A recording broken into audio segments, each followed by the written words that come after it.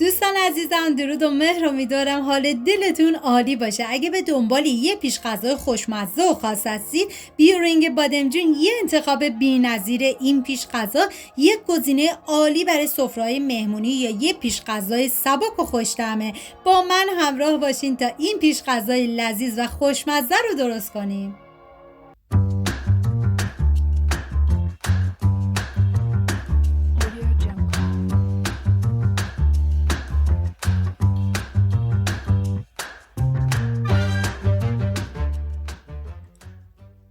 مواد لازم: بادمجان، سینه مرغ، سیب زمینی، زعفران، جعفری تازه، ماست پرچرب، سس مایونز، سیر، گردوی خرد شده و ادویه هم شامل نمک و فلفل سیاه هستش.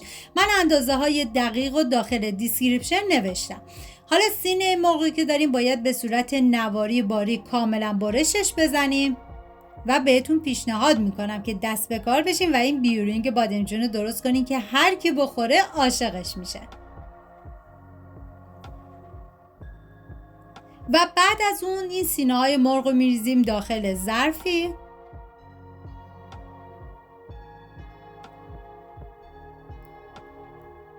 و ماست پرچرب رو بهش اضافه میکنم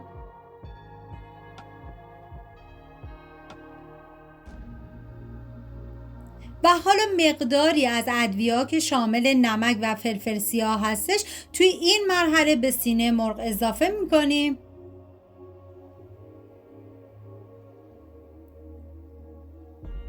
و زعفران. حالا همه مواد رو با هم دیگه مخلوط میکنیم و بعد به مدت 1 ساعت این مواد رو میذاریم داخل یخچال تا مزه ها کاملا به خورد هم برن.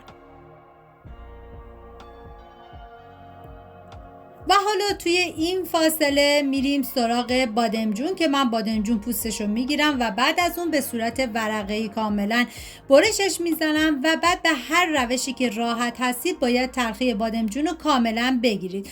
ببینید عزیزانی که دوست ندارن بادمجون رو سرخ کنن میتونن بادمجون رو کبابی کنن و بعد از اون استفادهش کنن. این دیگه کاملا سلیقه‌ایه. حالا من داخل تاب روغن کنجد ریختم. شما از هر نوع روغن سرخ کردنی که دوست دارین میتونین استفاده بکنید و بادمجونا رو میذارم داخل روغن و میذارم تا کاملا سرخ بشه.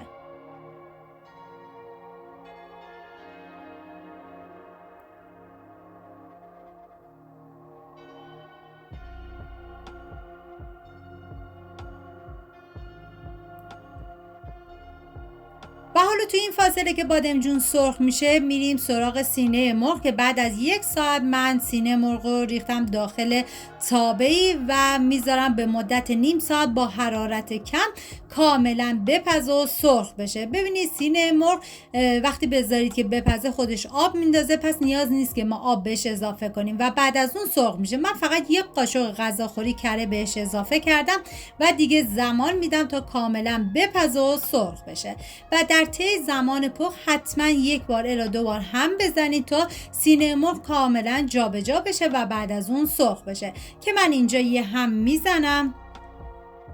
واقعا بیورینگ یه پیش غذای خوشمزه و مقوی هستش که با ترکیباتی از مواد تازه این پیش غذا واقعا طعم خاص و لذیذی داره. و دوباره سر تابه رو میذارم و بعد از نیم ساعت دیگه این مواد آماده است و من زیر حرارت کمی زیادتر میکنم تا کاملا سرخ بشه و بعد از اون دیگه خاموش میکنم.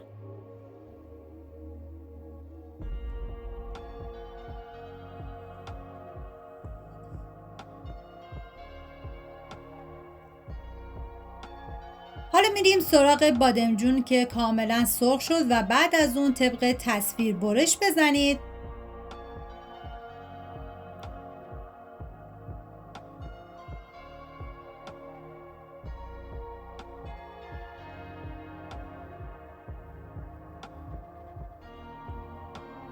واقعا جای تک تک شما دوستان عزیز خالی.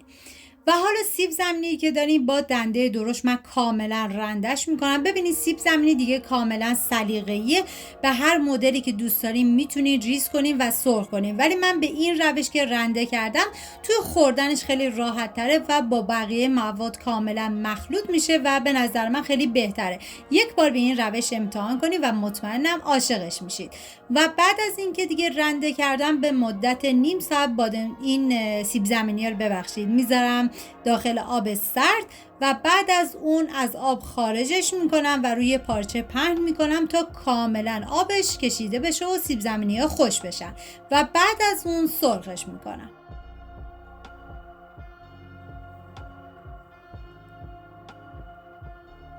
و حالا بادمجونی که ریز کردیم و میریزم داخل ظرف و سینه مرغی که سرخ شده رو بهش اضافه میکنم. جعفری تازه که جعفری تازه من مقدارش رو توی این مرحله به موادم اضافه میکنم و مقدار دیگه شو میذارم برای تزیین روش و گردوی خورد شده. حالا مواد رو یه هم میزنم تا با هم دیگه مخلوط بشن و بعد از اون الباقی مواد رو بهش اضافه میکنم.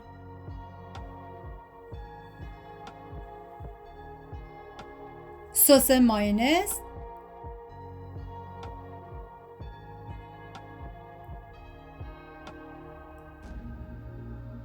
ماست پرچرب،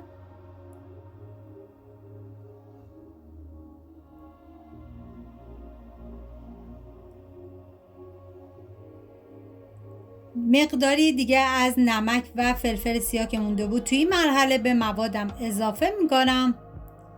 و ببینید شما هم میتونید از سیر تازه استفاده بکنید، هم میتونید مثل من از پودر سیر استفاده کنید که من سیر تازه رو استفاده نکردم، به جاش پودر سیر ریختم و پیاز چیپسی هم بهش اضافه کردم که این پیاز چیپسی کاملا سلیقه‌ایه، ولی اگه داشتین رو اضافه بکنید خیلی طعم بیورینگ خوشمزه تر میکنه. حالا هم میزنم تو همه مواد با هم دیگه مخلوط بشن و بعد از اون به مدت 1 ساعت این مواد رو میذارم داخل یخچال تا مزه ها کاملا به خورد هم برن. و حالا توی این فاصله سیب زمینی رو من میریزم داخل تابه و میذارم تا سیب زمینی کاملا سرخ بشه. دوستان عزیزم اگه ویدیو مورد پسندتون بود و تا این لحظه کانال رو سابسکرایب نکردید خوشحال میشم سابسکرایب کنید و اگر ویدیو رو دوست داشتید لطفاً ویدیو رو لایک کنید. لایک شما باعث میشه که این ویدیو در معرض دید افراد بیشتری قرار بگیره و از این طریق هم از من حمایت میکنید. اینم از بیورینگ خوشمزه ما، امیدوارم درست کنید در کنار خانواده از خوردنش لذت ببرید. مرسی از همراهی همیشگیتون، تا یه خوشمزه دیگر، بدرود.